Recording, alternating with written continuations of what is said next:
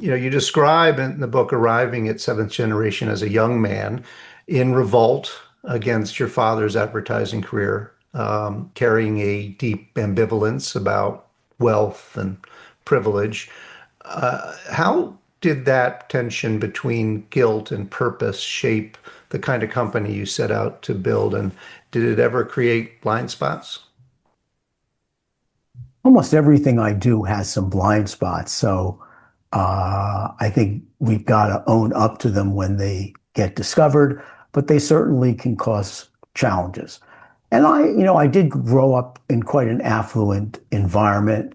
My parents lived on the Upper East Side of Manhattan, ironically, where I'm sitting at this particular moment. Uh, and my dad was a very, very traditional father. And he, even at the end of his career, became a venture capitalist himself. And he taught me a whole bunch of lessons that I largely had to undo as I grow up.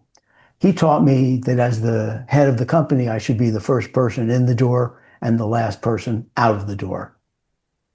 Many, many things of that sort I was told, which I then over time discovered were actually terrible ideas that I would need to develop myself away from. Uh, but it was a challenge, and I grew up also conflicted because I grew up during the end of the Vietnam War and the civil rights movement. And I was just struck between the incredible disparity of the affluence that I had grown up in and where everyone else in the world was living.